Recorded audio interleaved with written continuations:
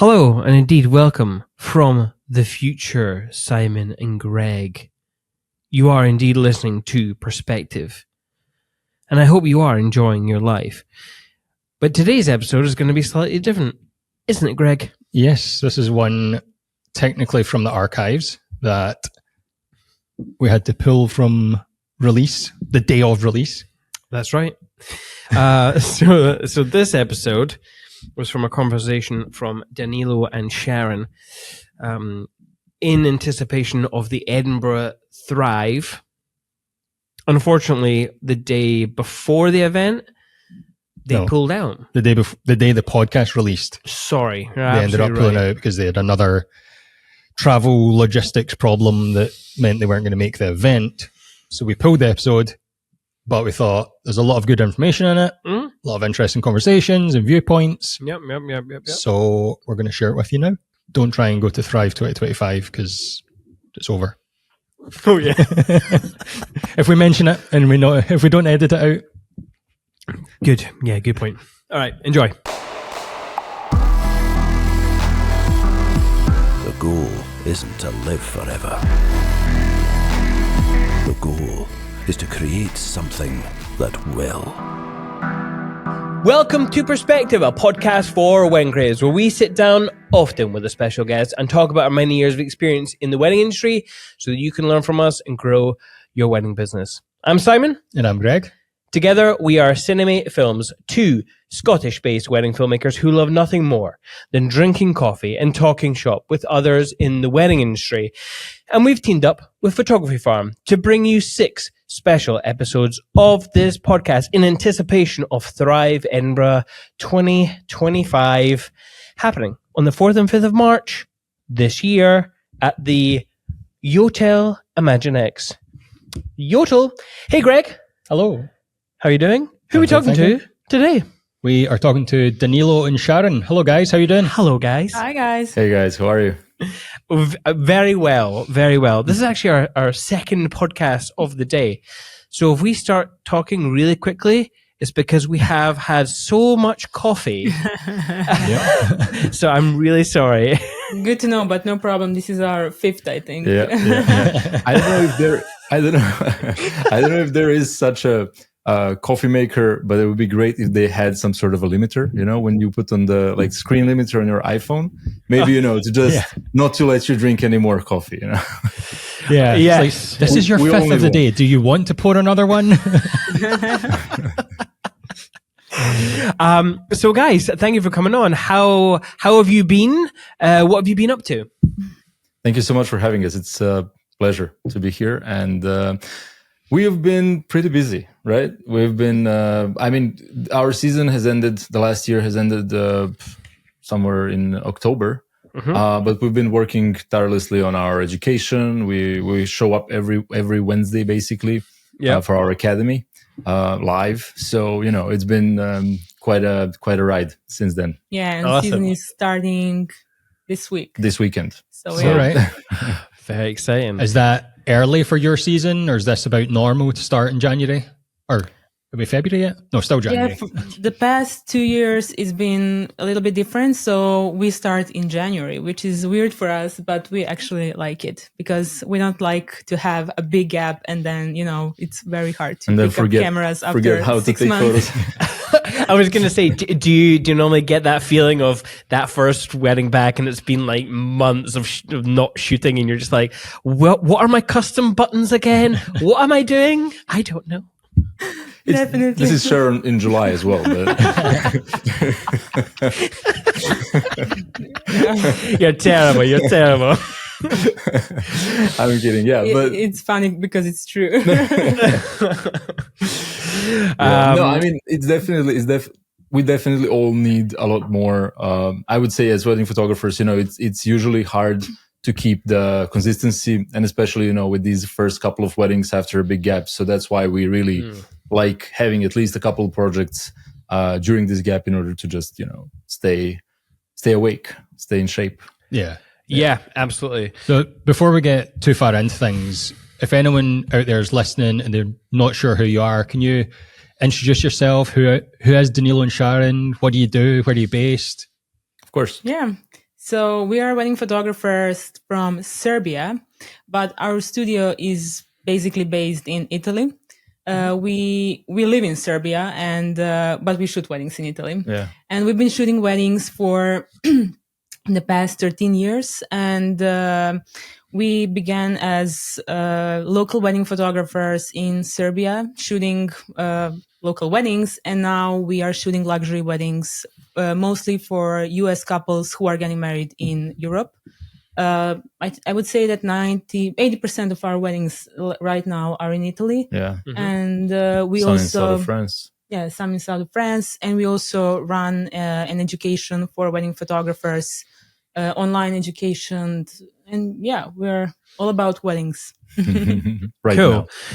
Tell our listeners more about your educational side of things, because in fact, I'm going to talk directly to our listeners. If you're just listening and not watching on YouTube or Spotify, definitely check out the video, because their setup for their educational stuff, their desk in their office is, I would say, is probably my favorite of all the guests. Yeah.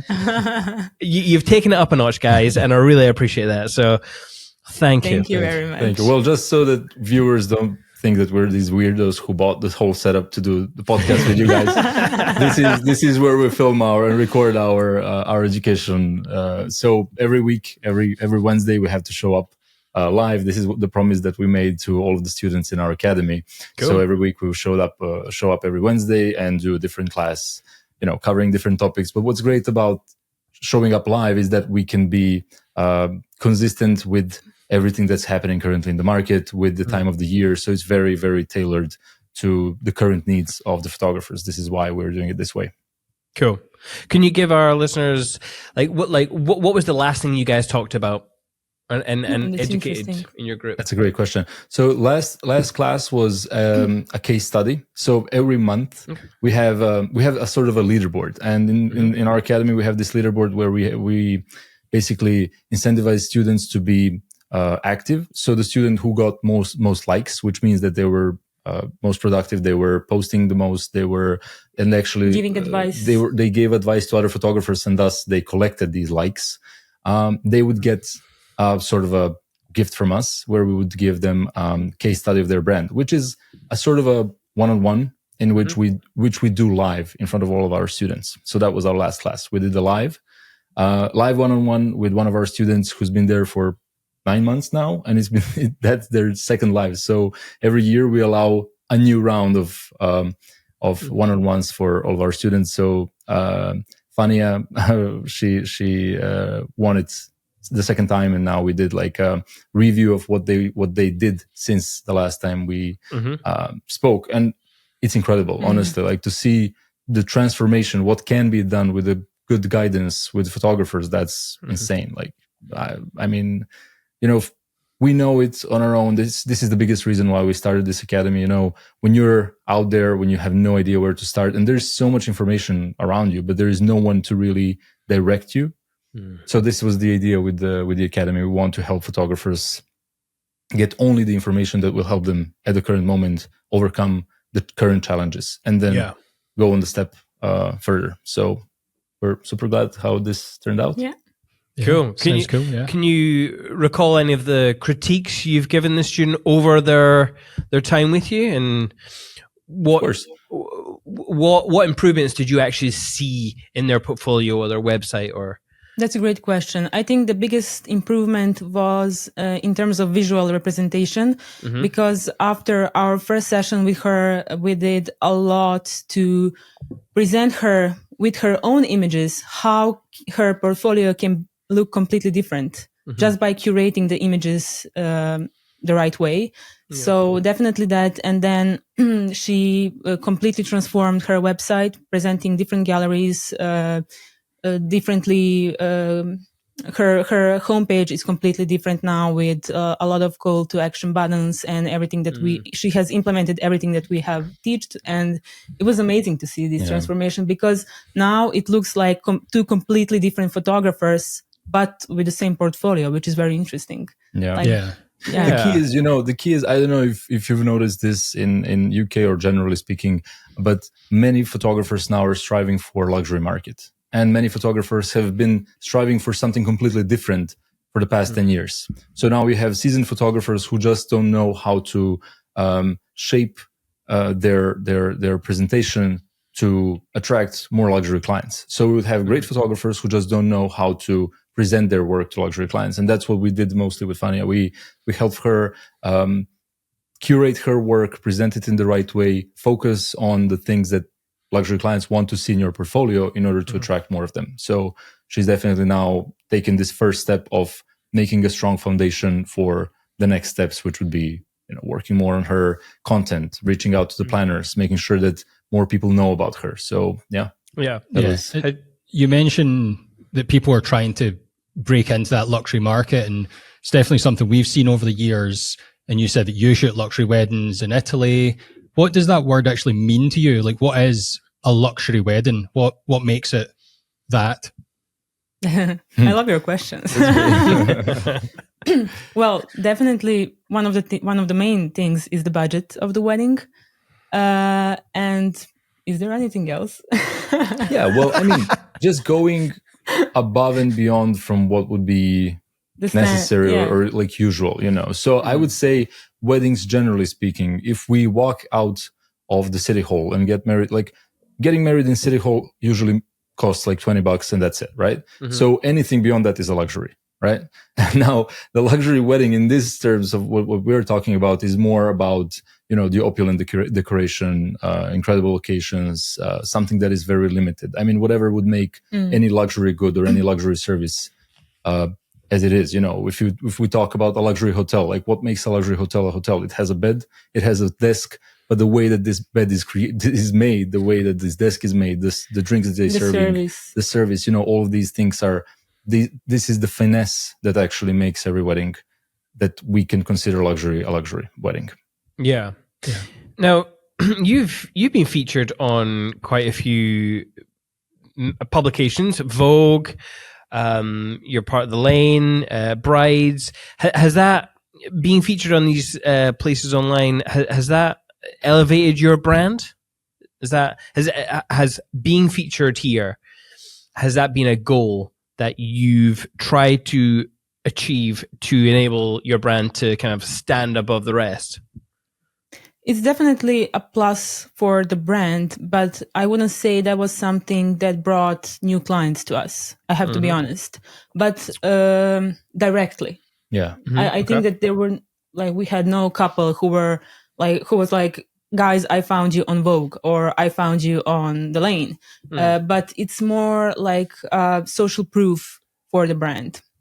So we like it, but we are not aiming for it. And in terms of every wedding has to be featured. I know there are some brands, some photographers whose main goal is to have every wedding to be featured, but our clients are not that into being.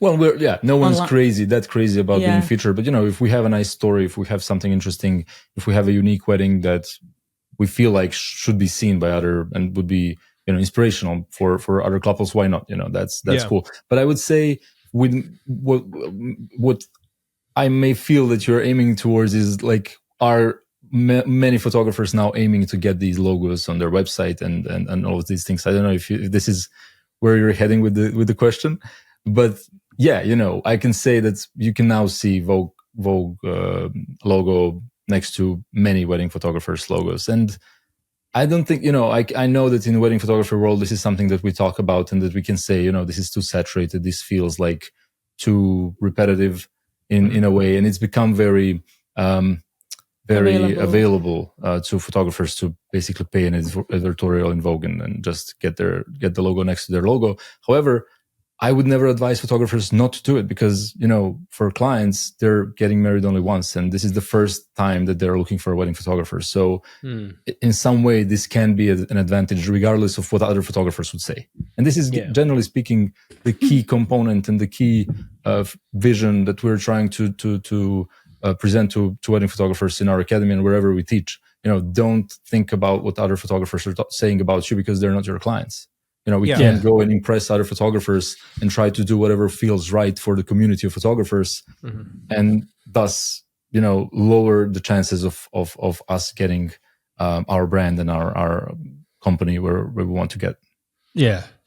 Tell us, As long as we're being ethical, without lying, without spreading any any fake news or anything like that. Misinformation, but yeah. Tell us a bit more about like your journey to that creative luxury market, because as you say, it's quite aspirational for a lot of photographers to get there and to try and shoot those sort of weddings. But you obviously didn't start shooting them. So what were the weddings like 10 years ago that you were photographing, and how did you get to there? You say, you tell us. Well, as Sharon mentioned, we started as local wedding photographers in Serbia. But what we also did during this time, because we obviously weddings in Serbia aren't the best source of funds, we also worked a lot in fashion and in commercial photography. So we would work with different big brands. We would work on advertising campaigns, things like that. And we never marketed that because we just kept it as separate thing that worked always through our word of mouth, through connections with agencies and all these things. Mm-hmm. But working in these situations and being in these situations, working with directors of marketing, PR agencies, and all of these people, we learned one thing: how important it is to provide an exceptional service, and how important it is to make it easy for everyone involved to work with you. So I would say one of the key things for our success was when obviously this was one thing that we developed in the background of our brand, and in the foreground we just built audience on Instagram relentlessly. We worked whatever we could. We would create content when we didn't have any weddings that were interesting enough to say this would attract the kind of luxury client that we're trying to attract. We would simply skip posting that one and go in and instead create our own content by hiring models, we're looking for wedding dresses, and just creating our own portfolio until we had enough to attract the right kind of client. So on one side we were working on marketing and on creating content, and on the other side we were perfecting the service, so that when we get to a chance to work with one of the planners who we wanted to work with or the other, so that we could show them that we're worthy of working with. And when you come and when you show up as a professional, and when you really make someone's job easy, and when you fulfill or even bring more than expected from you, then it's hardly going to happen that they're not going to invite you again. Yeah. And the word spreads fast between among planners. They would refer you from one to another, and it's easy then to build on top of that. But I would also say that one of the main sources that helped us to get to this position was definitely Instagram.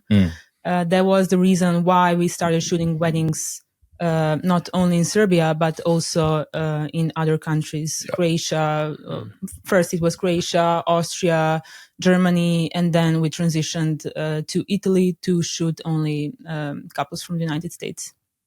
Yeah, very cool. And you can definitely tell you've put a lot of focus into Instagram. Of course. I love Instagram. That's something I do naturally. And we have Instagram, I don't know, for like 11 years or something like that. And it's been a long run. It's not something that we started like 2 or 3 years ago, but we just love it. Yeah, definitely. Yeah.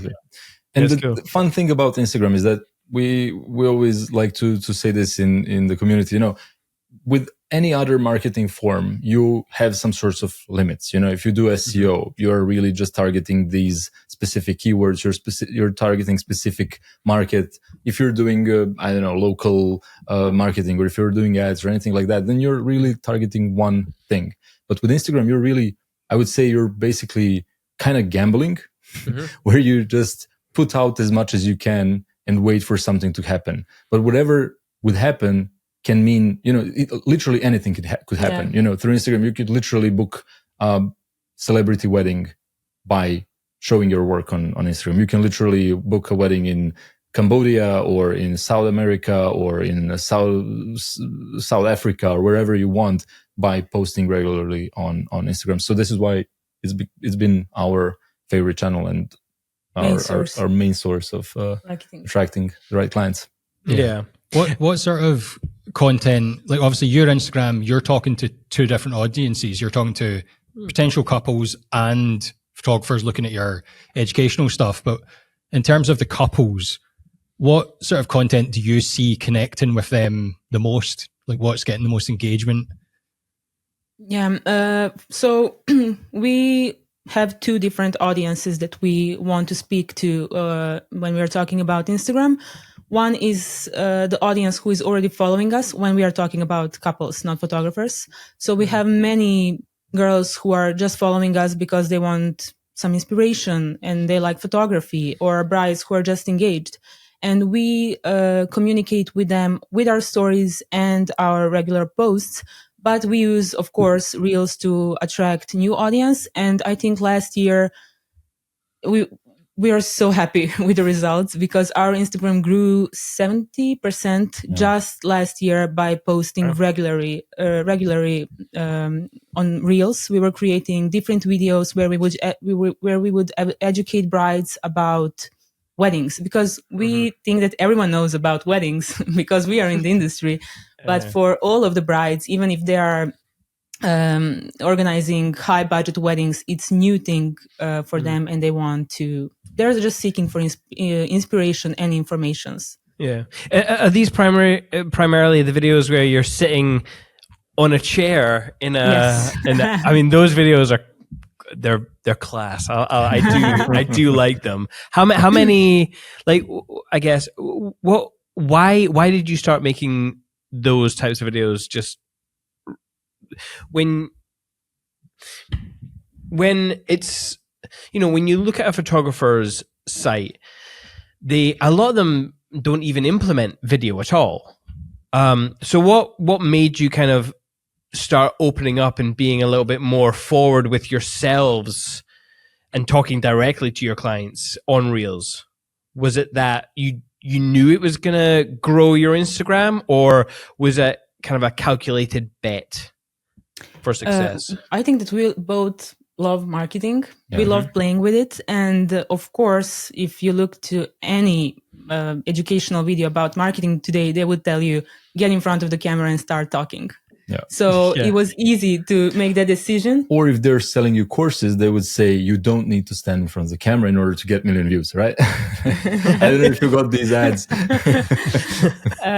But for us, it was, okay, we have to be in front of the camera, but how can we be different with it? And what can we do to match those videos with our brand? And I think that we did the right thing. Yeah, I was like, I just need a good hair, looking good, good outfit. We need to be in the studio, and people will love it. And, yeah. Is this your studio? Is this part of your education? No. Okay. Right. Okay. No, we just rented the studio for one day. But here's the thing, when the clients would come to our Instagram, when they would look at our profile, at our website, and all of these things, for most wedding photographers, we don't have any physical location. We don't have any place where we can inspire or in some way, what is the word?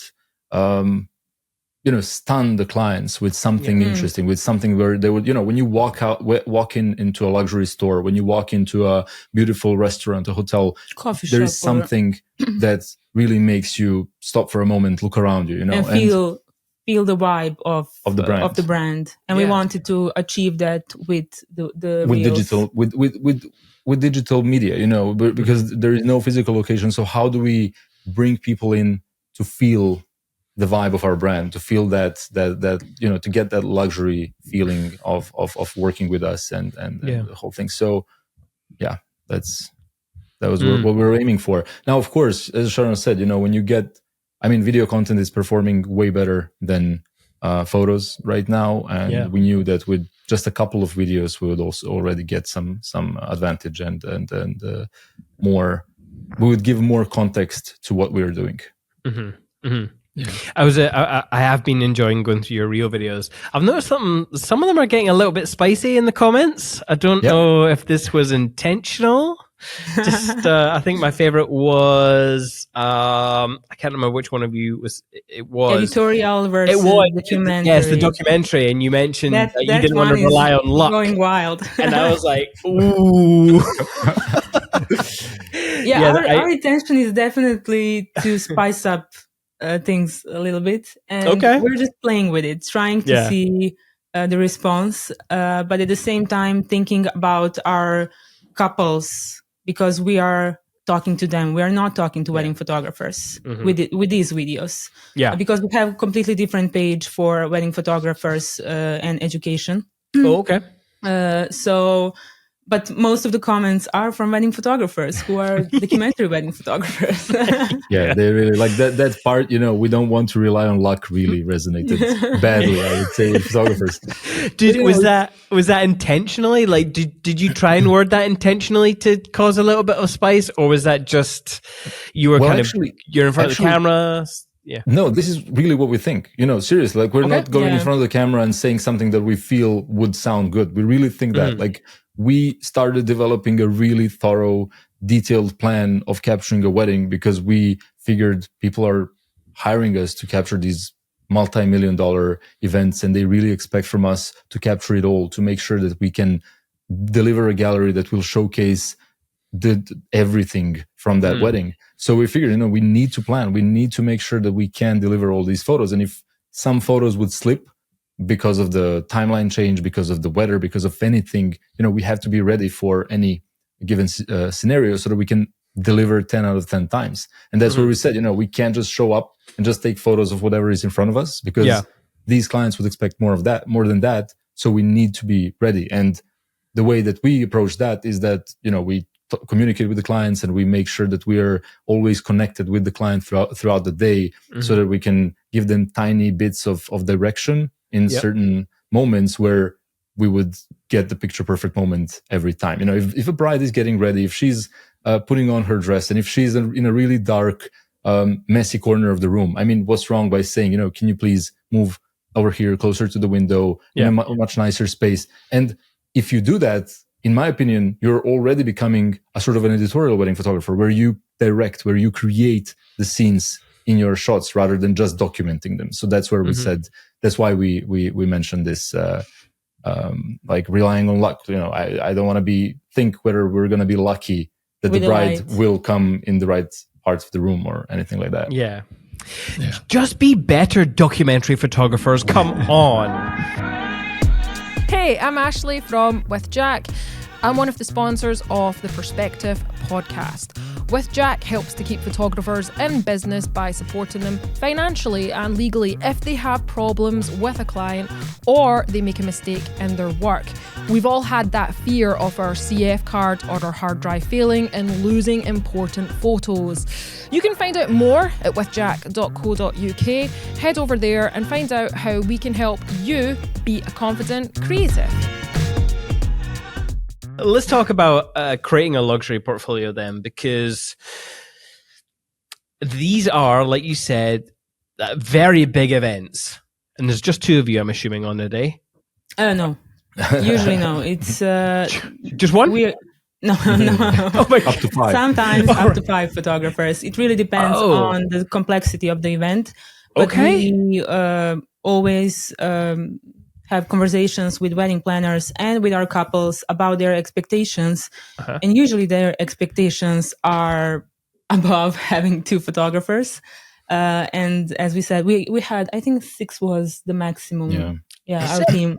Yeah, 6 photographers. Just doing stills, or do you do just video on the sites? Just as photographers. Wow. That's Yeah. incredible. So talk to us about that. Like, I suppose first, how do you manage a team that big and still have your style in mind? That's the trick. That's the trick. No, seriously. I mean, we've been training a team for quite some time now. I think 2 or 3 years. We've been training one by one photographers who are working with us. Currently, we have 3 to 4 photographers that we work with on regular basis, that understand the style, that understand their role on the wedding day, and and when they have a good guidance from our director Sharon over here, she would put on the radio. We'd all have the radios, and then she would basically direct us through the wedding day of what to do when. But this is again the part of thorough preparation. When we have a detailed plan of the day, when we have a clear mood board of what we're supposed and how to capture different parts of the event, and when we brief our team and prepare everybody, and when everybody has their position at and their task at every moment during the day, then it really doesn't make any it's not a problem. It's just a challenge. It's just a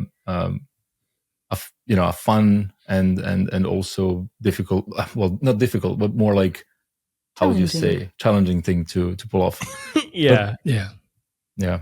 It's not for everyone. I wouldn't say, because the thing is, what most photographers don't realize when they start their wedding photography venture is that at some point you will need to decide whether you want to be a photographer or also an entrepreneur. And that is the first thing that will define how successful you will probably become. Because even if if you just want to be a photographer, usually you will need someone to manage you, someone to help you get to the right clients, get to the right opportunities for you to create great work.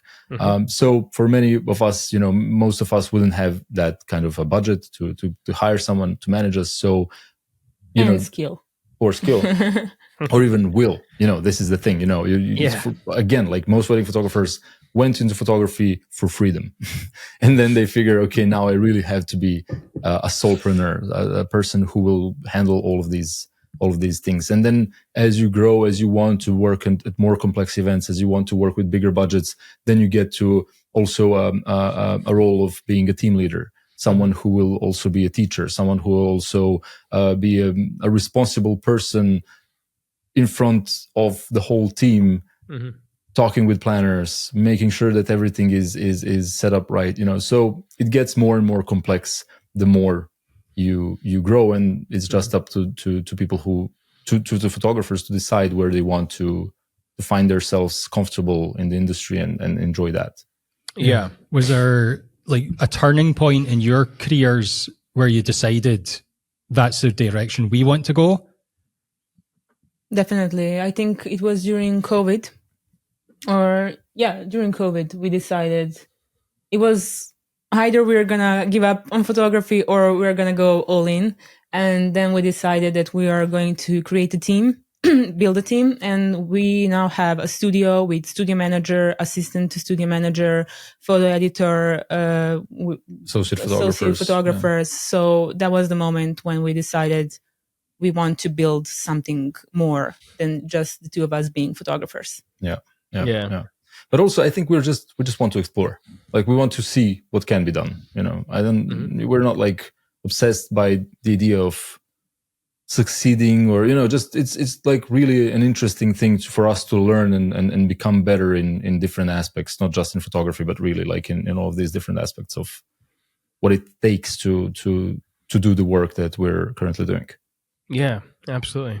That's really good. I don't think many of our listeners will probably have reached that kind of like managing a team and shooting these kinds of weddings. So I want to talk more about that, just to kind of give them more of a sense of what it is like at these huge, big, massive weddings. Sure. There's obviously 5 or 6 of you. How are you defining each other's roles? Yeah. So Danilo, we definitely have the leading roles, and I'm more of a documentary wedding photographer, believe it or not. And Danilo is more of a photographer who is leading the couple throughout the day, but we also do an extensive preparation for the wedding day in terms of creating a timeline for each photographer. So if we have 3 photographers, 4 photographers, each photographer will have a timeline knowing what's their role on the wedding day, because there will be one photographer just for the wedding guests, because these people are investing money for their guests also to come home with beautiful photos. Then we will have, if the timeline is overlapping, if many things are overlapping during the day, then we would need one more photographer just for the decorations, because it's not just about the decoration in the reception area, reception area. There is the decoration in the church or at the ceremony area, but at the same time there is the cocktail that was built for months just for that day, and the wedding planner and the bride, they of course want that captured. Cocktail area with the bars, with the So we define our roles in advance, and we know who's doing what. So Danilo is mostly guiding the couple, doing those main shots that you probably see on our Instagram. And I'm more next to him, guiding the whole team, but at the same time documenting the wedding in more of a documentary style. So our gallery is very versatile, and most of our couples are surprised when they see the full gallery, because we are not presenting full galleries on our websites. But we all have walkie-talkies, and it's all about the coordination on the wedding day. And defining clear roles. Yes. I'm sorry to interrupt you. So if the photographer's role is to capture the guests, that photographer, of course, is not even going to try to capture the bride and groom, because that's just going to mess up the whole situation. So it's really important for the photographers who are working with us to know their roles and to be paid fairly, so that they're there for the task, not for the portfolio. To be to be briefed thoroughly, to first and also to have this as a vision of their evolution, because for many photographers, what I was saying before, most photographers started being wedding photographers because they wanted to be photographers.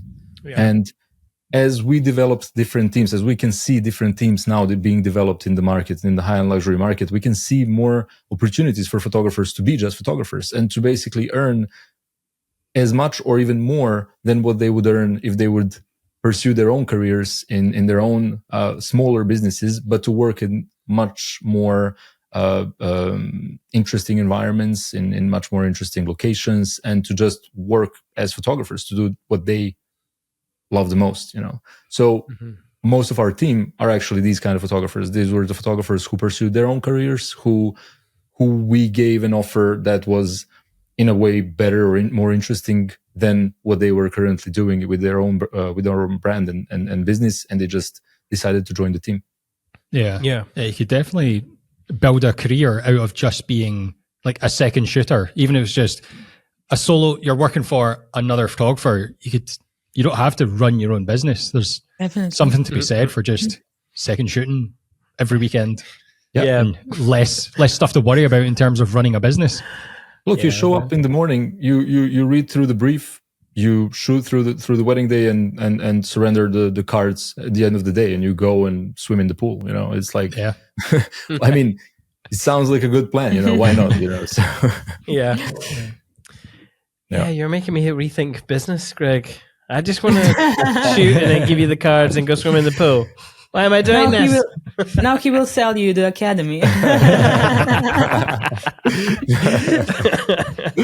Well, let's talk about then, since we're talking about like shooters and stuff, and how much do you pay an individual for second shooting? How much do you even charge couples for your capturing a whole wedding day? So we average at around 30K per wedding. Now this ranges from, let's say, 25 to 45 per wedding. What we pay photographers depends on the task, on the number of the days, etc. But I would say they average at around 2K per wedding for just shooting the wedding. So just photography, no editing, nothing else. And again, coming from Serbia, all of our colleagues, all of our associate photographers are photographers from Serbia, and I would say average wedding photographer's fee in Serbia is around 1K. So this is basically double from what they would earn in the local market. Yeah. Wow, that's pretty cool. Maybe you're out there listening and you're thinking, I want a career change. Here's your opportunity. Come to Thrive and talk to these guys and see where you can make a difference. Common mistakes for photographers. Since you have your academy, like what are the mistakes that photographers are making? I mean, even if they are, well, I don't want to assume who your students are, but I'm assuming a little bit that there's going to be people starting out and even people who have been in the industry for a little while. Correct me if I'm wrong, obviously. For those ones who have been in the industry for a little bit for a little bit of a time. I'm sorry, I'm speaking of myself here. What are the common mistakes that you're seeing those photographers in particular make?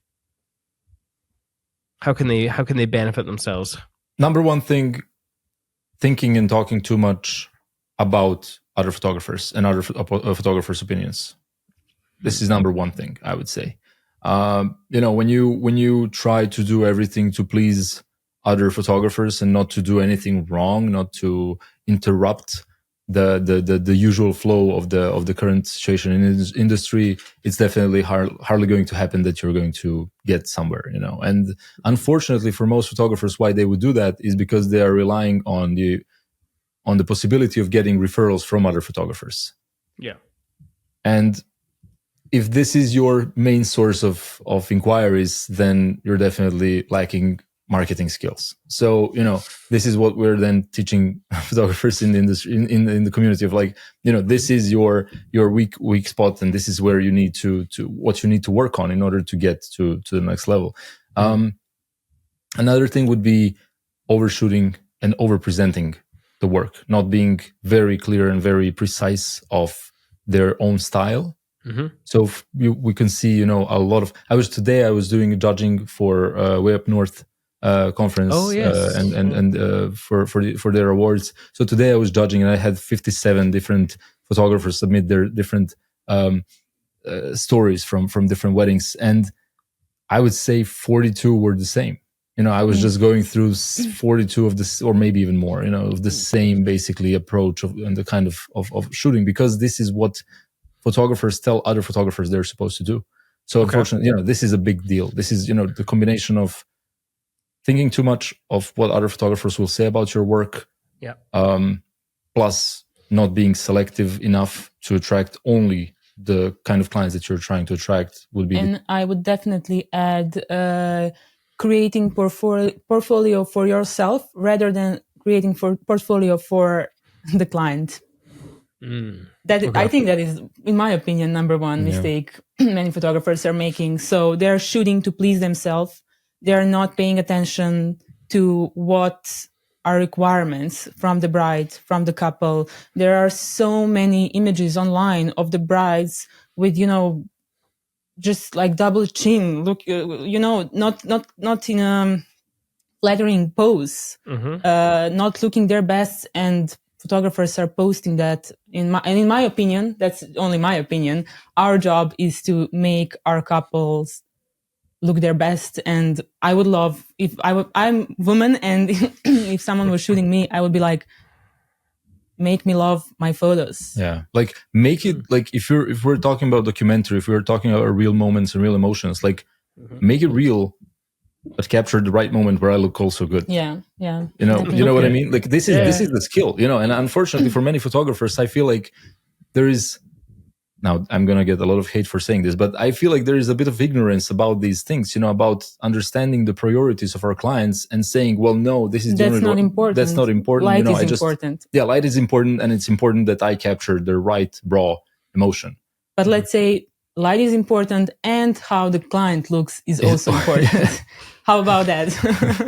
Okay. I mean, fair enough. In terms of curating a portfolio then, what other tips do you have for someone, like you mentioned at the start that you were giving somebody advice on curating their portfolio and changing how they looked online. What tips do you have for someone to really be ruthless with their portfolio and get it to that sort of luxury feel when somebody's scrolling through?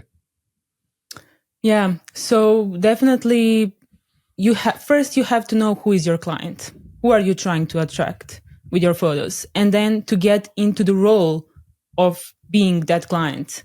And then try to see your portfolio with their eyes and ask yourself, for every photo that you're or any photographer is going to share, is this photo going to attract that client or not? Because many photographers are sharing, as Danilo said, too many photos. We can, for example, when we shot weddings in Serbia, we were posting only few fragments of those weddings that felt location neutral, that felt modern, that felt fashionable, that felt luxurious, in order to attract clients who are really having weddings that are looking like that. That are completely like that. Yeah. We would select only the fragments of wedding that would resonate with the client, who would say, okay, this is the kind of photographers I need, because my wedding is going to look only like the photos that I can see from them, like not without any extra photos that would then diminish the effect of what we were showcasing with our work. And I mean, it makes a lot of sense, because if you think about it, think about any brand, anyone who is marketing their services or their products. They would always curate and perfect the image of the experience they're providing you with.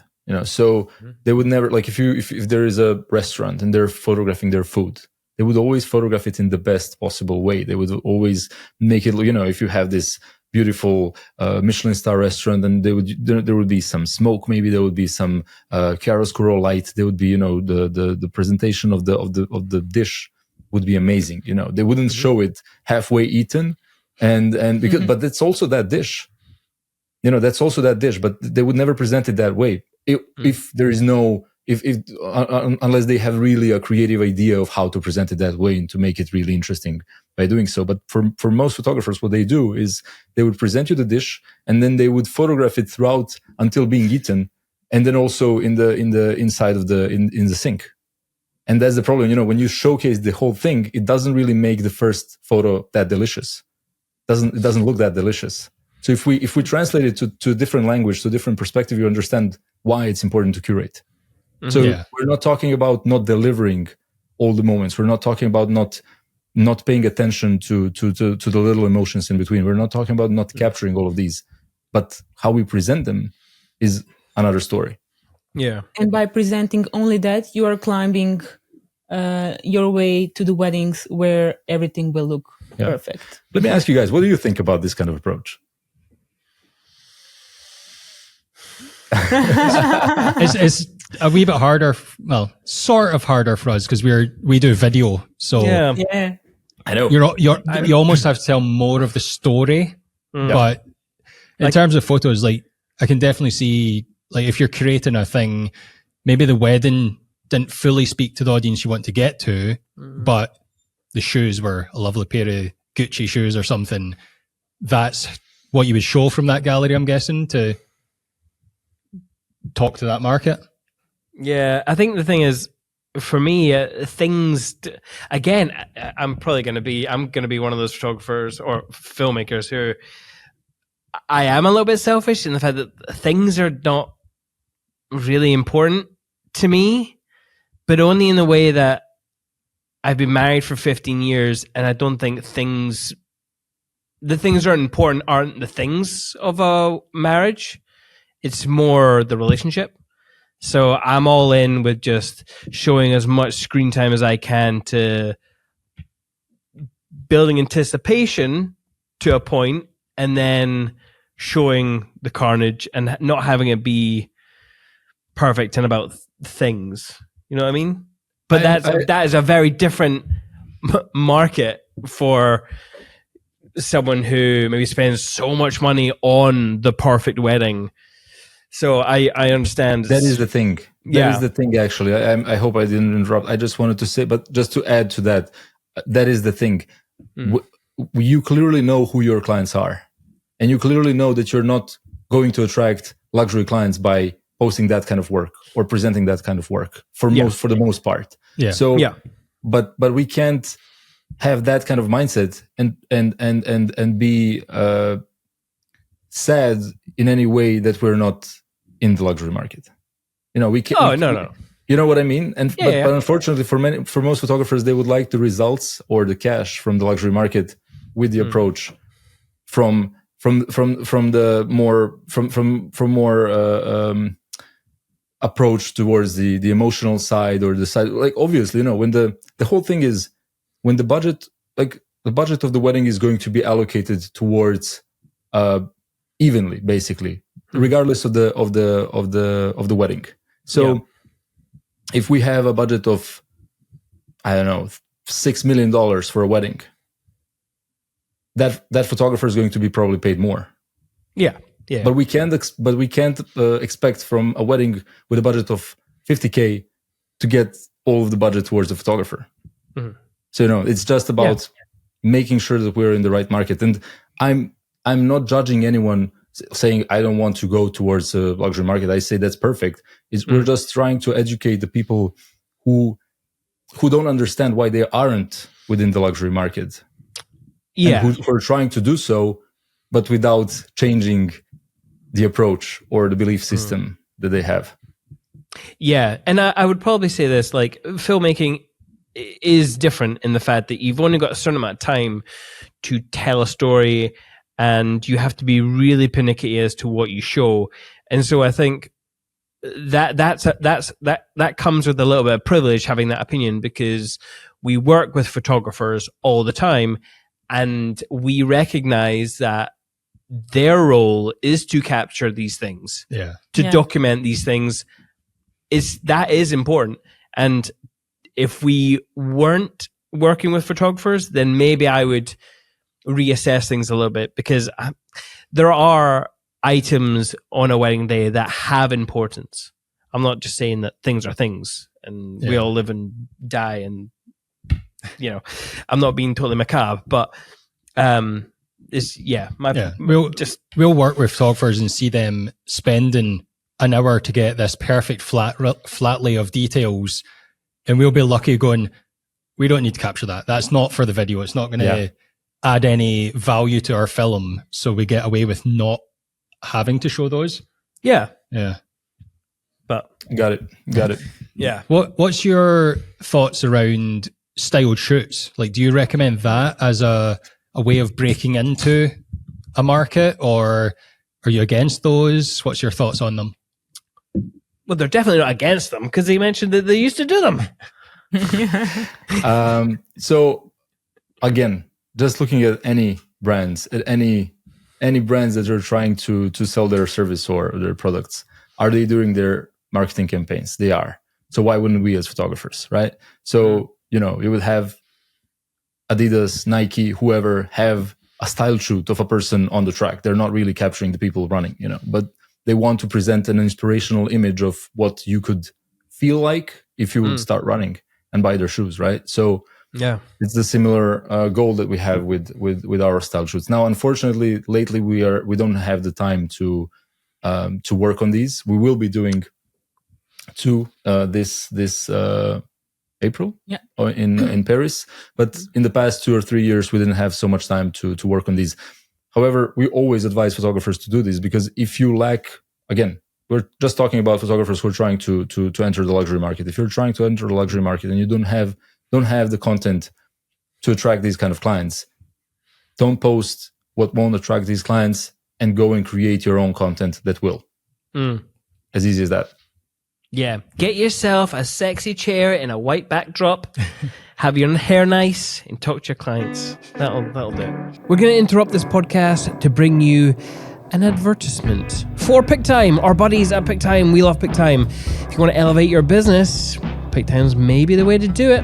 It's an online gallery delivery service. It's a really good looking one, which is initially how we got into the service. It just looks better than all the other kind of platforms that we personally use. Yeah. We've over time got to know the owners, got to know the people behind it. Lovely people, great support system there as well. There's just so many tools at your fingertips with PickTime, but the marketing and the blogs and the slideshow features. Yeah, there's so much more than just a gallery delivery service. You've got all those things that Simon was talking about. You can create your own blog from it. You can create slideshows. One new feature that I really love is the vendor network. It's where you can use AI to curate a gallery for a specific supplier. So you could use AI to gather all the photos of the flowers and send them to the florist, and they would have that gallery specific just for them. It's kind of a mind-blowing feature. Yeah. And we might as well be taking advantage of AI before the uprising and it starts taking advantage of us. So let's just all bear that in mind. Yeah, and not to mention the built-in store, and that way you can just make more money while also having a nice, aesthetically pretty gallery. Yeah. And if you want to sign up today, you can get a free month if you use Perspective at checkout. Yeah. So if you want to test out for free for a month, go for it. Take your business to the next level with Pick Time. I want to go back to something that you mentioned, because I'd forgotten that you were doing the judging for Way Up North.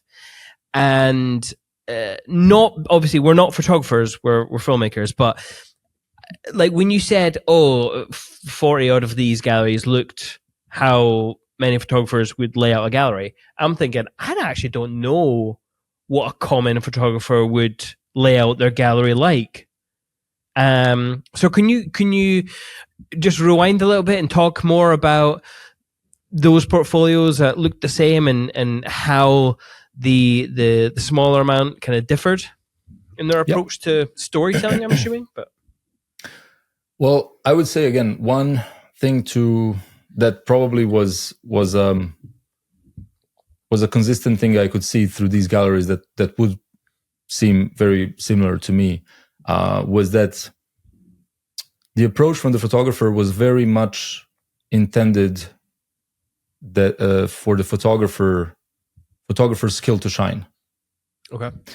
And instead of maybe showcasing the moment as it was maybe captured in a way that was, from my perspective, it will sound wrong if I say it too creative, but like the emphasis is on photographer's work. It's on the creativeness of the angle. It's on the creativeness of the way they would capture it instead of the actual action happening there. So for many moments, I could see that, people would capture But those moments were not actually that creative, because you see it repetitively through all the galleries. Yeah. So it's not about being there were some galleries we were like, this is creativity. Yeah. This is something different. This is a different point of view. But we are talking about where you have I'm sorry. Where we would see so many of the same angles that, we were doing the same. I have to be honest. Yeah. We were documentary storytelling photographers for like 7 years. Uh-huh. And we were following all the groups, like Looks Like Film and, the community. It was very big community back in, I don't know, when Facebook was, I don't know if it's still, I'm sorry if I'm saying something wrong, but back when Facebook was a big thing. Uh-huh. And then we would all do the same things. Mm. Every day there would be creative photo of the couple on the cliffs with this beautiful backlight or something like that. And whatever was the trend in photography world, it would be repetitive. And we saw the same thing in these galleries, not in all galleries, of course. There were some photographers, as I said, we were amazed by their real creativity, really seeing differently weddings. And we are talking about documentary wedding photography. The issue is actually maybe best described: photographers seeing other photographers doing something and then trying to replicate their kind of framing without the actual intention behind it. Maybe that's the best way to put it. So you would have someone photographing someone's preparation, and there would be a lot of blank space in the frame, and then very small portion of the frame would be the bride cropped. Let's say she's standing and she's cropped like up to here, and then there is a lot of blank space up there. But maybe the focus of that moment was something, I don't know, maybe the hairdresser was finalizing her hair, so she wanted to capture that with maybe something over there, but then you would see these kind of frames repeat throughout different galleries without real sense. Like, why did you frame it that way? Why don't we see the rest of the bride? Like, what is the real point of capturing it that way? Like, maybe that bride wanted to see more of herself. Like, why just see more of the wall, or so there are different examples, it's not easy to describe, but I would say the best way to describe it is that, just replicating what other photographers are doing without the real intention or idea behind why you're doing so. Yeah. This might not be possible, but can you recall a specific image that you thought stood out to you? Like, can you remember like one? No, the one that for example, the one example I mentioned, this is something that I could see throughout different galleries, like bride doing her makeup in reflection of the mirror, in a very minimalist shot, where we would see just the reflection of the bride in the mirror, and then the rest of the frame is empty. Or bride doing the hair shot sideways, and there is like someone behind her, and then the crop is up to here, and then there is nothing behind. But then I could also see photos with the same kind of framing without the hairdresser, and just bride sitting there captured up to her upper shoulders. And then like, why? What is the, like, for me as a photographer, I was just trying to understand, like, why frame it like that? What is the point? Yeah. What are we trying to, because in my opinion, photography is trying to convey a message, to showcase something, whatever it may be. We can discuss whether the materialist or the emotional side of it is the thing that we're depicting, showing in the photo. But we have to show something. We have to have some sort of a intention behind it, not just practice our photography skills. What do you think about out of focus images, or badly composed images, or motion blur, or any of these type of aesthetic tools that photographers are using right now to create a vibe? Would you lean into that, or? I mean, it's a spice. I would say it's a spice. You add a little bit, you sprinkle a little bit of it. If it's not overtaking the gallery, if it's not overtaking the look of your wedding or of someone else's wedding, then it's fine. I think that we all. But again, with intention, like, why is this photo out of focus? What is the point? Like, was it what was your decision at the point to make it out of focus or blurry? Was this, because if I would make a blurry photo, the intention behind the blurry photo would be to present some movement, maybe to present some energy, to present some dynamic in the frame. But what you can see many photographers do is just have a person stand next to the wall and just make the photo blurry. Yeah.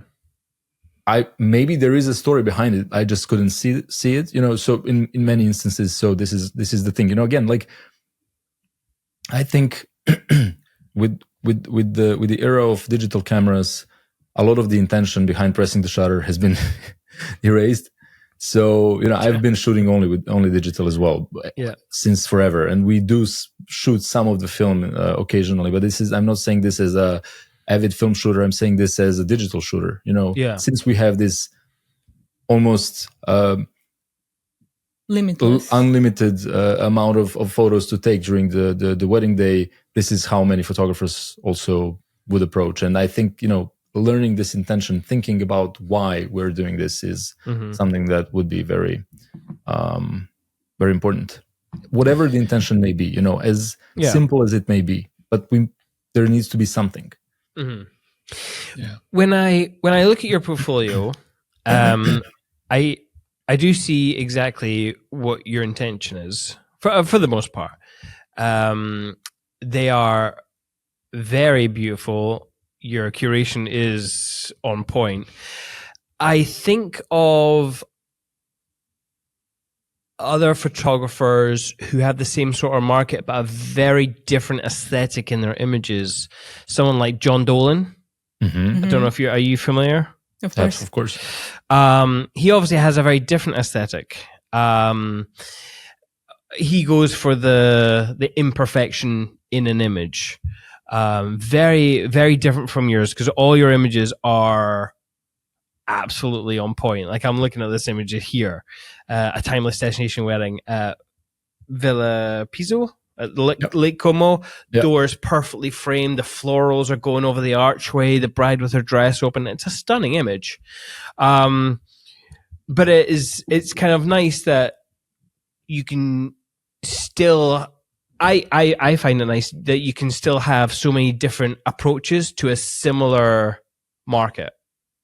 100%. That's the beauty of it, right? Yeah. Isn't it? Because every couple is creating wedding for themselves, and I don't like when people think that couples who are investing a lot of money into their wedding, into florals, into building special experiences for their guests, that people think that those weddings are without any emotions, because it's not true. Trust me. And I love to see how couples with any budgets, it doesn't matter if it's a big budget wedding or a lower budget wedding, they are expressing themselves by choosing the photographer, the wedding planner, the florist. So we have big budget weddings with John Dolan, and we have big budget weddings with Danilo Sharon. And it's just up to the couple to decide. And I think that's the beauty of And we've had big budget weddings with John Dolan and Danilo and Sharon. style-wise. We haven't shot weddings. The same. Not that we shot with John, but like there were weddings where we would shoot alongside film photographers. Yeah. So we would have completely different tasks. The bride wanted to have both of the approaches. Yeah. Why not? That's beautiful. Yeah, I like that. So, because part of me was like, I'm thinking about the photographers out there who feel like they need to change their style, their artistic approach to shooting a wedding just to be able to hit a certain market. But I don't think that's true.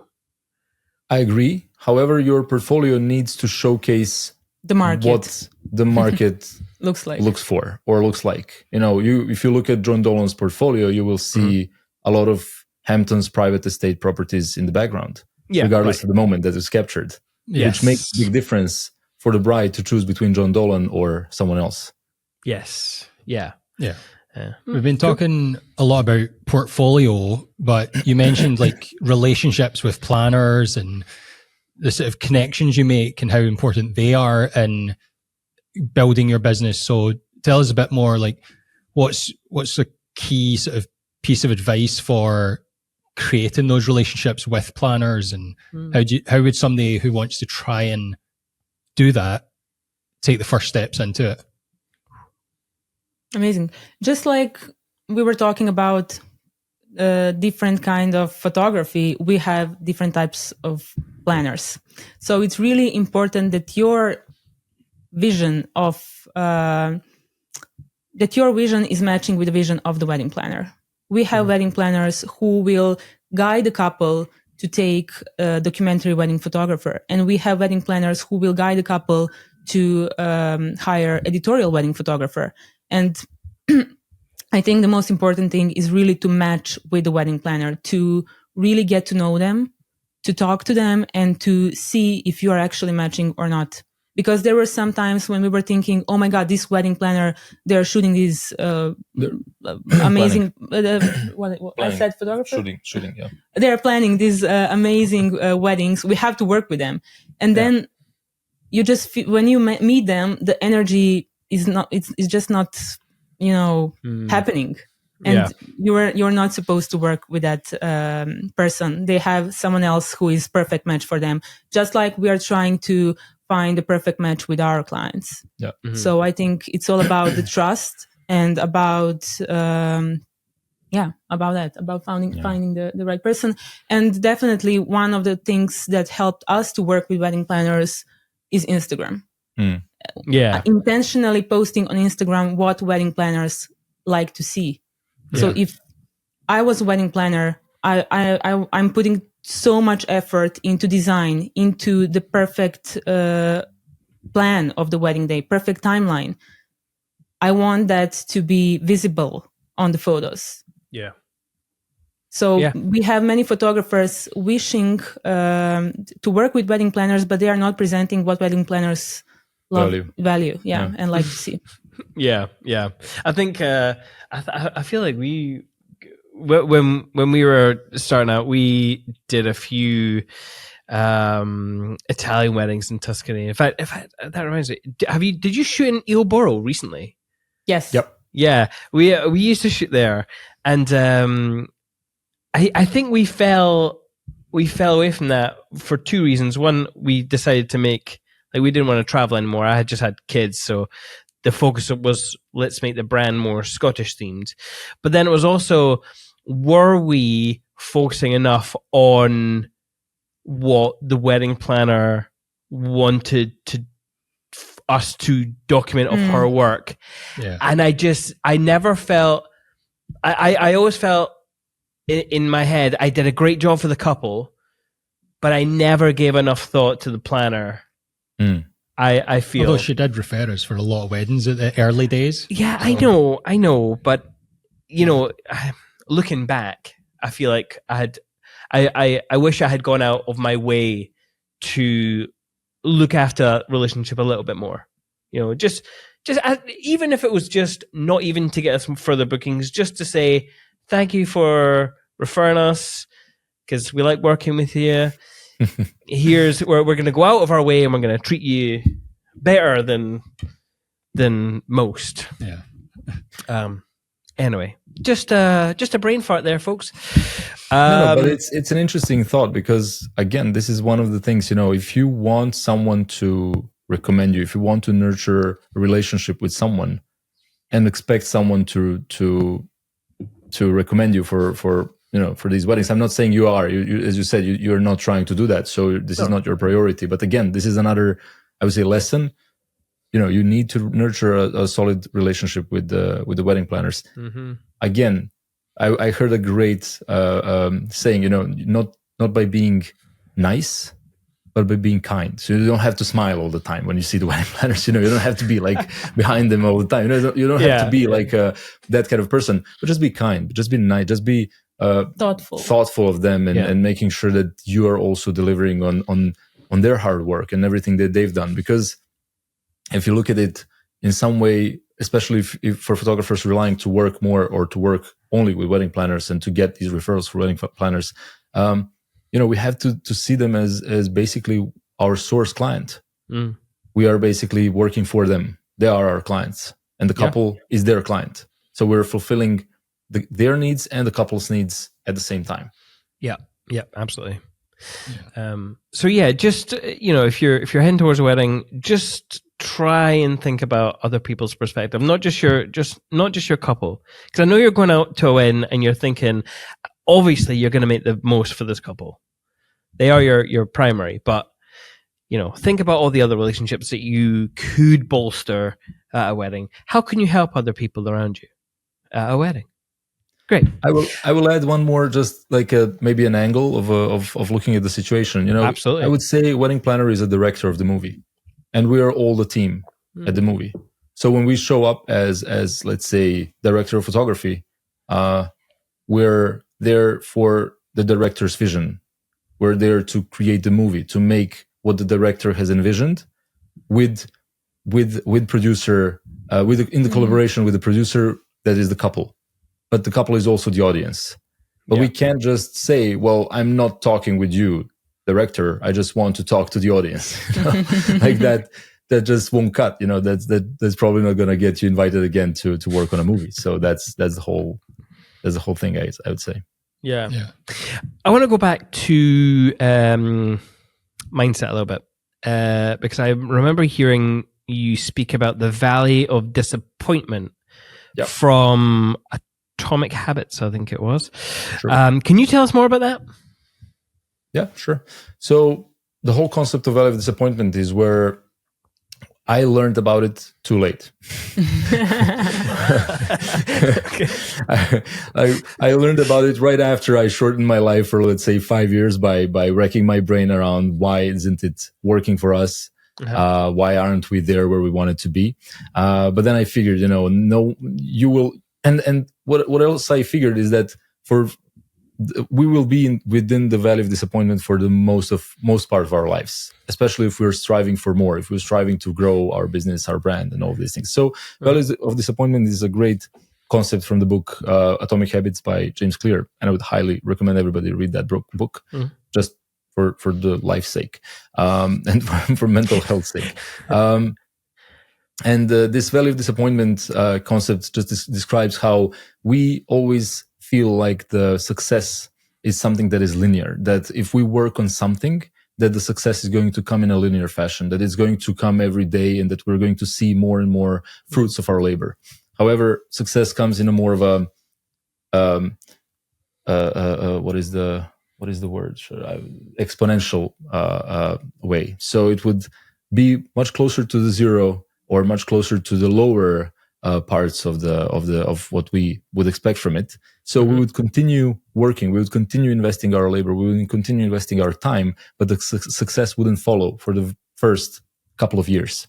And that's where we mostly fall within this value of disappointment, where we feel like we're disappointed in the fact that we've invested all this time, but it just never paid off. However, as we continue to invest all of our time, because people feel like they've wasted the time and the energy invested in something, building a brand or a portfolio or whatever it may be, but it's just compounding there. You know, you're just building on top of it, on top of it, on top of it. And then at some point, I can say that this is something that happened to us as well. Your expectations start, they get met by your success. But then right after that, they get so much surpassed. The success gets surpasses your expectations by so far, because you wouldn't even believe what you actually put together during all of this time while not seeing any results. So definitely a strong motivator for us. But once it surpasses, and once you get used to this level of success or this level of clients, this level of whatever it may be, for you again get used to it, and then you start building another one, and then right after you start building another one, you again fall within the valley of disappointment. Then you start thinking about maybe running another business, maybe running making more of this or that, but it's just about going through another cycle of the same thing. So that's why I said most of the time we're all within the valley of disappointment if we expect more of our business. Yeah. Yes. So what is next for Danilo and Sharon? Like you're peaking in your photography career, you've got your education on the go. What's success looking for in the next couple of years for you guys? You're peaking. I wouldn't say we're peaking. You've peaked, guys. That's you. Well done. That sounds It's all downhill. From here, only downhill. Yeah. I wouldn't say we're peaking. I would say we're far from where we can be in terms of, far from where many photographers currently are in the market, more successful, even more established photographer in the industry are. So definitely there's a lot more room to grow. So that's one thing to work on. And another thing is definitely growing the community of photographers who we can help, and with our courses and the academy and with the same everything beliefs that we post with who believe in the same kind of system. Yeah. Cool. Good. Yeah. Yeah, I kind of want to ask this little spicy. Can I ask these spicy questions? What are they? Well, it's not really spicy questions. It's more, well, I guess. So you have talked about, is it Slim Aaron? Yep. Slim Aaron's? Yeah. I wasn't too familiar with this individual's work, another photographer. His approach was attractive people doing attractive things in attractive places. Yep. And you applied that technique into your business. Why did you take that approach? we love it personally. Yeah, that resonated with us. When we saw Slim Aaron's book for the first time, we were like, oh my God, we want to create work like this. It inspires us. Mm-hmm. I'm going to get spicy.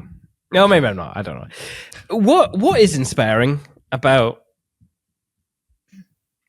good-looking people just doing stuff? It's not just about good-looking people. It's about good-looking locations. I have to be honest. I love beautiful spaces. I love Italian villas. I love French chateaus. I love luxury hotels. Yeah. I love seeing those spaces, being in those spaces, getting the service from such hotels or whatever. So that's just who I am. I don't want to please anyone but myself, and with this answer. So I love that, and why not? Yeah, no shade as well. Like I wrote these down just to see, because I know you guys like a little bit of spice in your YouTube stuff, so or your Instagram. Maybe I could get a little bit of spice here.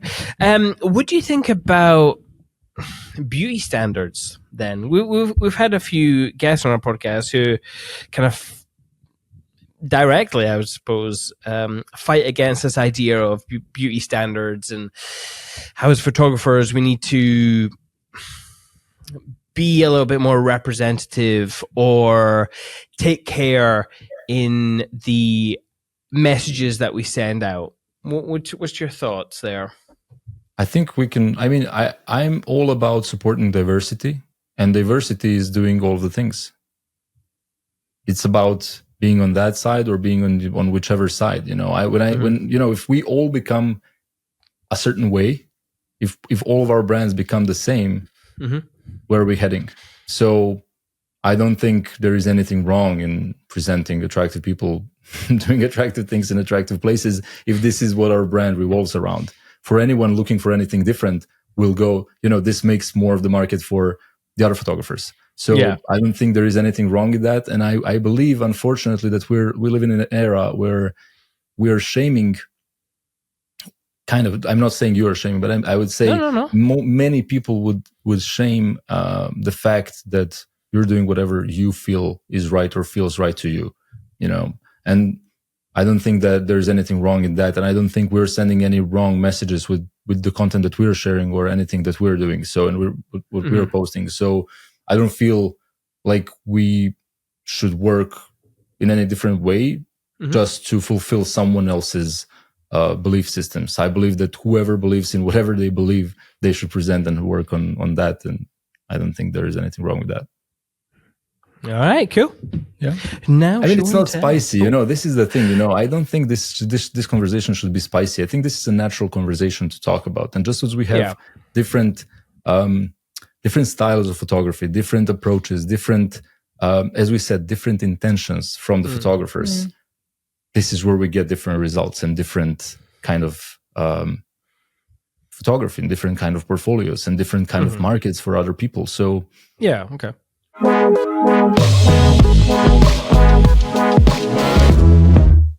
Show and tell. Okay, so show and tell is where I've gone through your images and I can't remember where. Sometimes Instagram, sometimes directly on your website, sometimes other places if I find anyone's portfolio somewhere else. How many did I choose this time around, Greg? I tried to keep it to 3, but 4? I never. I think there's 4. 4. Okay. There's 4. So I've gone through your gallery. I've gone through your portfolio, and I have selected 4 of your images that I really like. Now, I really like, but I really want to hear your methodology behind it, or the story, or any information that you can give me. Okay, so this first one, I actually really loved because I can't see it. I'm blind as no. Our laptop is so far. And right. It's a photo from boat ride in Venice. All right, cool. We shot this very intimate wedding of 11 people in Venice. Oh wow! And got a last minute call from the clients. Like 1 week before their wedding, they called us, guys, we're getting married in Venice. Would you like to come? And we were like, yeah, of course, it's Venice. And this was one of the rare opportunities to work with people from our region, because most of our clients were US clients. So this was, we finished the season. These guys called us like, can you come to Venice in a week? We're getting married there. And you can continue. I'm thinking about this. So we were, before this moment, we were at the hotel. May I tell the story first about the client? So the clients got married after 3 months. So that's why there was such a short notice. So they decided to get married in a shorter period than most of our clients planned their weddings. And this was such a fun and interesting experience to have, because they were so madly in love. They were so passionate. And I can see, I think that this is something that you can see throughout these photos, that they're really like very, very attached to each other. And they just wanted this intimate celebration, intimate moment for their family and their guests. And they wanted to have this memory of sealing the deal. But they were actually on the boat, driving through Venice to pick up their family from the hotel. So they had one more taxi boat behind them. So after this moment, everyone jumped into that boat, and then they all went together to the hotel for the dinner. Very cool. I mean, the couple in a boat shot is one of those kind of, I mean, if you're at Lake Como or like it seems to be a standard. But the way you've captured it here is really intimate. And I really like that. It stood out to me for that reason. Also the fact that you can just the fact you can kind of tell where it is because of the buildings, the architecture in the background, but it's kind of like misty and hazy. I really love that subtlety about it. It tells the story. It really does. It really does. Yeah. I really like this. Plus, there's that kind of backlighting that's hitting them. Nice. Yep. Very, very nice. And it's aesthetic. It is. It is. But it's funny because it's not like his legs kind of up in a. I mean, quite a traditional. He's crossing his legs, but it's covering quite a bit of the image because you're kind of closer to him. So it's like there's that kind of enclosure that's happening here. But yeah, I also love that you can see the seat like an accent. Of the bright brightness. Yeah, absolutely. Next image, Gregory. This image. I took that one. You took this one. Who took the last one? I don't know. Usually we don't know who took the image, but maybe Danilo. Okay. He can't see it, so he doesn't know. All right, that's fine. You can't see. I will give her the credits for all the good ones. When you show the bad ones, it was me. Fair enough. So this image right here, I really enjoyed. Primarily because I'm a big fan of smoke and mirrors and imperfection in images and what, like, examining something on an emotional level and trying to feel an image out. But it's the bright red of the lips that I find really striking in this image, and balancing the necklace, the drag of the necklace and the drag of the eyes. It's those little highlights on the beads of the necklace and the eyes that kind of create these lines. Because obviously everything's shutter dragging here, but the skin doesn't have any harsh lines because it's obviously soft and matte. So you've got these kind of like soft drags with these harsher lines that I really enjoy, and they're kind of fading into this quite aggressive black on the side. Yeah. So tell me more about this image. Why did you make it? So we were actually shooting bridal campaign in Budapest, and it was so cold. I think it was like -20 with all this wind, and we were outside for the whole day. And this was the last shot of the day, and has nothing to do with the with the wedding dresses. I just loved how the model was looking with her pale skin and red lipstick. And there was this lantern light on the street. And I was like, please, can you stand here? And it was so freezing. She was moving all the time. And I wanted to create this blurry shot to like put focus on her lips.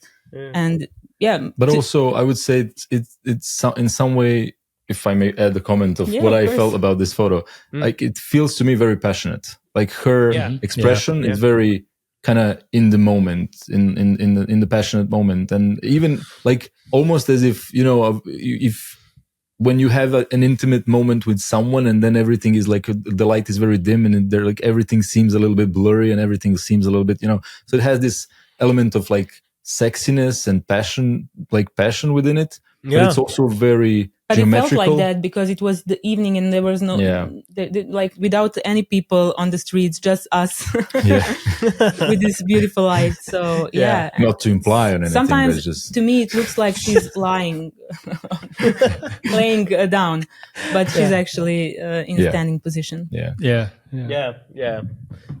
really like it. And this is one of the rare photos that we created in the post. So most of the photos that you see in our portfolio is actually that are framed exactly as we Yeah, showed this was them. cropped. So this was heavily cropped. Right. Oh, okay.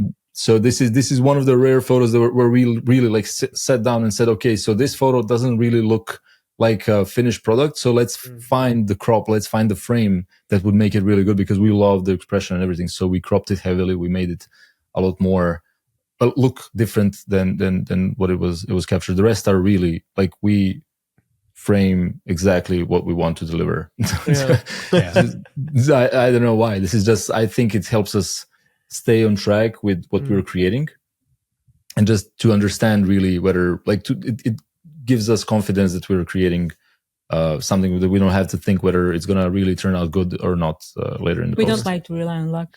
We don't like to I mean, with that sort of image, when there's not a clear subject, you know, it's more of a vibe you're going for here. So I can see why you've cropped it in, because, like you said, that kind of intimacy, I feel like we just wouldn't be there if it was pulled out further. You know what I mean? Yeah. Definitely. Yeah. So on a creative decision, I think, yeah, it's But great. also mystique, you know, what is she wearing? Yeah. Where is Yes. she? You know, Yeah. all these things, right? Absolutely. She's probably not wearing anything. If So that's what you think. So this image, I mean, again, you know, commenting on the lips in the last image, like the boldness of color. Yeah. I mean, it's almost like you've just dragged that the saturation slider right up there. It is great. You've just leaned right into it. But I wanted to get your thoughts on the self-love cake. She's about to stamp on it. Is this a message of is this pro self-love? Is this I wasn't exactly sure on the messaging, and maybe that's the balance of life. It's making you think. It is making me think. So tell me the story behind this. Everything behind it. So this was shot during so this was one of the editorials that we created during I just have to COVID. add one thing. So color red is accent color of our brand. So we really like to put focus on that color whenever we see the opportunity. I just wanted to add that. Yeah. And this whole editorial was created with the intention of presenting red and presenting our brand as a brand that accents this color, and also red is a kind of a symbol of love. So you know, it's this is something that really resonates well with the audience message. And the message that we're trying to convey. Now, this photo was taken during one of our editorial shoots that we did, and this one was particularly shot during COVID.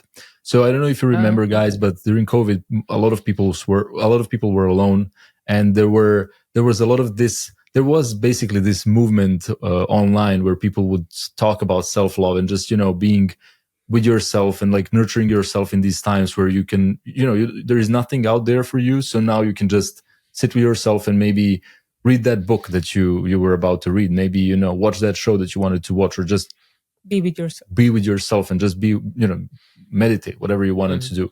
So we did an editorial with just a girl. For the Valentine's Day.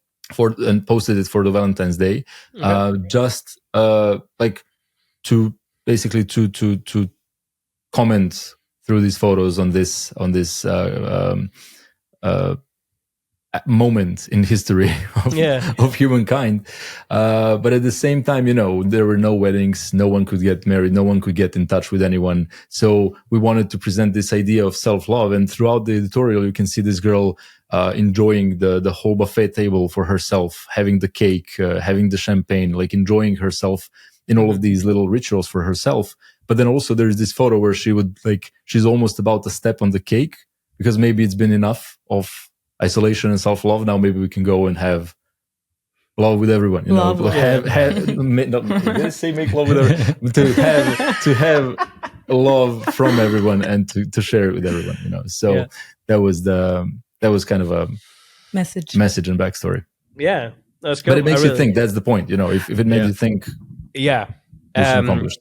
In fact, who was the photographer who was talking about how if you can, it was primarily social media, if you can make someone stop for any reason, whether that's if you make an image abstract or there's some sort of message, like if there's text, getting them to stop and read, like that, a little bit of engagement will be noted for algorithmic sake. But yeah, just for social media thoughts. Anyway, I quite liked it. I think this is the last one. This is the last one. Yeah. So who did we had? Echo. Echo was a very similar kind of vibe. I don't know if you're familiar with Echo Kowalski, but she took earrings and integrated them with water in a pool. Very similar sort of vibe here. I always get very nervous when it comes to like dangling things near pools of water. I don't know if you share that same thing, but I wanted to know why you created this image. What does it say? And if it was even yours, I suppose it might not even have been one of yours. It could have been one of your teams. I'm not entirely sure. It's ours. It's ours. Okay, cool. Yeah. So tell me about it. We made it together. I think you were dangling and I was pressing the shutter. You're taking the more dangerous job of dangling the shoes. Yeah. So we shot a wedding of this Belgian fashion photographer, Mary Weinitz. And as you can imagine, fashion is very important to her. And we had a lot of details to shoot before everything started. And we were in Portugal and we had really, I think 2 hours to play with all the details. And there were a lot of details. And then we were going around this beautiful house that is actually a house of one of the former editors of Vogue France, which is amazing. The architecture, everything in that house looks stunning. And we were placing the details all around that house, trying to put together the architecture, interiors, exteriors with the details of the bride. And this is just the style of the bride. And the style of the bride. And this is just one of the shots. There was this big pool outside, and all of the guests, they were always around the pool during those days. So yeah, we were playing with the shoes. We loved the light, the reflection, and the dynamic of the photo. I think it is very dynamic, like with the framing of like these lines, and then the shoes like coming from the other side, and then adding some kind of emotion to it, and again a kind of a suspense in terms of like, are they going to, these are bride shoes, like what is going to happen to them, right? Just playing a little bit with these small stories of little tiny things throughout the wedding. I think we pay a lot of attention to details and a lot of attention to capturing these details in some meaningful or just fun and I would say controversial ways. And why we do this is because, I mean, isn't everything in life about details? Isn't the bride went to a shop, to a store to choose the shoes for her wedding day. She had an intention of having these shoes because these shoes look as they do, like they are reflective, they're different, they're not like the typical lace shoes. So they, in every little detail, you can kind of see and feel the personality of a person. And fashion is actually talking about the time that the wedding was taken. We had 2 weddings. One was 11 years ago, one was 6 years ago. And when I look at the photos from my wedding 11 years ago, I'm like, I really chose those shoes. Oh my God, I was 22. Of course I did. But they are talking, the fashion can talk also about us, about who we were back then. So because I look completely different now than I looked back then. One thing is consistent, like, and this is maybe one interesting message and one interesting angle to see especially luxury weddings. We don't come to luxury weddings with the intention or with the idea that people at luxury weddings wouldn't love each other. The love is a consistent thing. Like, they wouldn't get married if they didn't love each other. Yeah. In most cases, our clients and who we work with always are madly in love, deeply in love. The way they show their love is maybe different, and this is something that comes up down to the personality. Mm. But so of course they love each other. Of course we're there to capture the love. But what are all the other nuances that are going to add the spice and make this gallery and make them unique and very different from anyone else that we shot? These are the things And that I actually have one detail to add when we are talking about details.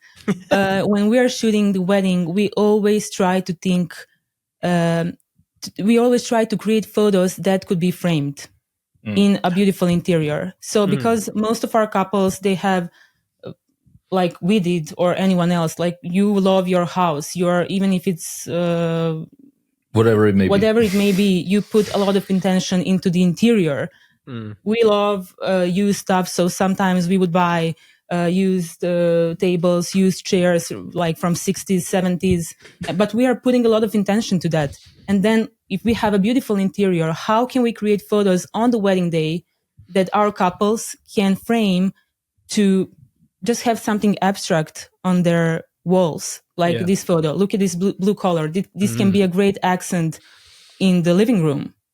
So that's the details that we love to pay attention to. Yeah. I want to hear, actually, if you're listening to this going, I don't know if my photographers print details. Like, in my head, it's something in a gallery, but I've never really thought about details being printed to go on a wall before. But I suppose I do enjoy abstract art. Right. So why not have something from my wedding day be abstract? So here we have something framed. We have from that same wedding. We have this picture framed really big in our house. Okay. So this is a book of Astor Pastor about Algarve, Portugal. And here are the Chanel earrings from our bride. And it really looks nice when it's framed, especially in big frames. So once we started thinking about details in that way, that's when we started talking to that idea, about that idea to our couples and asking them if they find value in that. And most of our couples are like, yes, please play with my details. I would love to frame that. Yeah.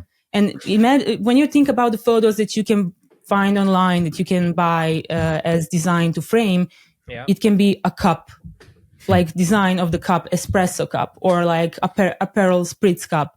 Yeah. So why wouldn't we have something from our wedding day, one of the most meaningful days of our lives, something personal framed, which doesn't mean anything when you look at like just one when it's just one image. Yeah. It's it seems like nothing specific or nothing special, but it has a little story behind it. So it's like it's a conversation piece. You put it on the wall, you have some guests over, and like maybe someone will say, "Hey, what's that?" Like we get a lot of questions about this specific one, like why Algarve, Portugal, and then we would say, "Well, this is not just the cover of the book that we use to capture but these are also the earrings." And they're like, "Oh, there are earrings," and then but these are the earrings from our bride, who's a fashion photographer whose work inspired us a lot, and then you get into the conversation, and then basically you have something that is a symbol of a moment that, so we don't, I don't believe that we need to depict the moment or capture the entire moment per se in order to feel the emotion of that day, of that situation. We can find different ways and creative ways of capturing something that will drive the emotion, but look at something completely different to maybe someone who doesn't know what we're talking about. Yeah. I actually love that approach to details. I'd never really thought about creating something like that. In my head, whenever I see a photographer doing details, it's like, oh, let's do a flat lay. And it feels very uninspired, and I've seen it happen a million times before. And I would never print my invitations to them, put them on a wall. Of course. Like, I have the invitations. So in my head, I'm like, why do I need a photograph of them? But if you're going to create something, an image for a feeling or something like that, I find that really interesting. Because like I said, I do really enjoy... details are usually, it's a form.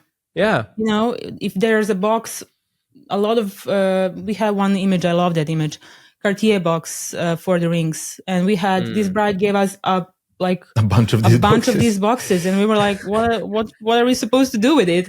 And then most of the times you would take away these boxes and just capture the ring or the and then I started putting those boxes one on top of each other, and I love that shot so much. Is that's not on your main page on your website? Is that one? No, but that one also. You've got 2 ring boxes and has a story. cups on its side. I mean, that's a cool image. We have that frame, for example, in our studio. It's really cool. It's creating something out of whenever a photographer just goes and documents things, I feel very inspired. But like that is cool. I like that. Like that, it brings us back to the intention. Yeah. If you have an intention and the idea, why are you doing so? And if you're able to present the idea and the value to the couple and ask them like whether they find it valuable, whether they find it interesting, and then you can deliver based on that is a completely different thing than seeing other photographers do it and then just doing it for the sake of that. That's the whole point. That's the whole point. That's what I was talking from the very beginning. It doesn't matter in which industry you're in. It doesn't matter in which style of photography you have. The intention is something that we all need in order to make sense, to make sense out of anything that we're doing.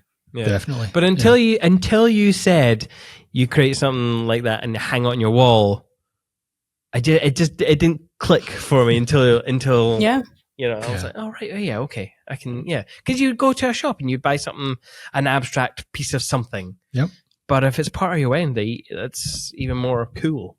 So I would love to hear other photographers, if you have just had your eyes open in terms of like the potential of creating something cool with wedding details. I mean, or even if you've not thought about it before, like me. But then I'm a filmmaker. I'm a little bit different from you. So not the same. So Thrive 2025, Edinburgh. What can people expect from you guys in your talk and your sessions on day 2? What are you going to be doing? What are you bringing?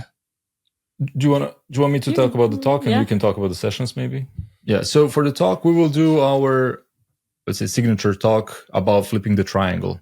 And this is a concept that we kind of came up with, thinking about how to explain or help photographers find their spot in the market, and understand what they need to do in order to get to the spot where they're aiming for. So it doesn't, regardless of whether photographers want to be in the luxury market or in any other market of wedding photography, the whole concept actually takes a completely inverse approach from what most photographers would do. So most photographers would start from their photography because they're photographers. So they would just go out there, take photos, and they would then try to build a business around that photography. And then they would accept the outcome of whatever it may bring to them. So they would, let's say I'm taking pictures, whatever makes me feel happy at the moment. So I'm taking pictures in a certain way of weddings, and I'm trying to build a business around that. And then there's just no product market fit for these photos where I'm trying to sell them. And then I start, and then I'm like, but I also don't like to post on Instagram, but then I also don't like to do SEO, but then I also don't like to the fact of the wedding planners, whatever it may be, So then with that kind of thinking, they would start trying to develop a business, which usually doesn't really take them far. And then they would develop a mindset based on the outcome of what they did from that approach. But if you take the opposite approach, if you start from the mindset and say, I want to live this kind of a lifestyle, as you said, I have 2 kids, I want to live a local life. So this is the market I'm aiming for. So then you think about your business. Where do I market? Who do I show my work to? Who do I work with? Who do I want to connect to? So all of these things will define the way that you're going to develop your business. And then lastly, you come and think, so what kind of photography should I do in order to support my business that will support my lifestyle goals? And when you think in that reverse way, although this is very, very unnatural for most photographers, you actually can start developing or like getting to where you always wanted to be. Yeah.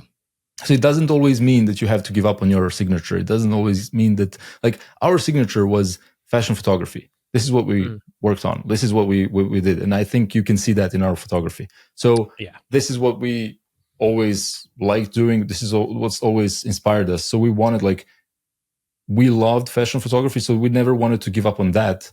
But we also figured we want to shoot in the high-end luxury market. But when we started thinking about the high-end luxury market, most of the photographers working there would work as fine art wedding photographers. So then we started thinking, how can we come to that market? Probably by being a bit different, but also taking into account the values from that kind of approach, from that kind of thinking or understanding that many of these clients want that. And then, when you put this all together and you spice up the things with your own signature approach, you can definitely find your spot in the industry and build a successful business out of it. For the second day, because we often talk in our academy and encourage our students to do style shoots, but for many of them, it's really hard to organize a big style shoot. It's expensive and it takes a lot of time and effort. So we encourage them to go as simple as possible. Have a blank white wall or just a backdrop, backdrop, and a model, and you can create stunning images with just that if you put intention into that photo shoot. So we will have simple white backdrop, and we will have a model, and we will try to create stunning images just with that. Ooh. Interesting. Yeah, that's going to be interesting. Yep. That might make people panic. Because it's like bringing it back to super basics. They're not going to be able to work with much. So what do you do? Here's the challenge. For many photographers, they want to do these style shoots, and they want. Take your water. I'm so thirsty. and they want to immediately go big.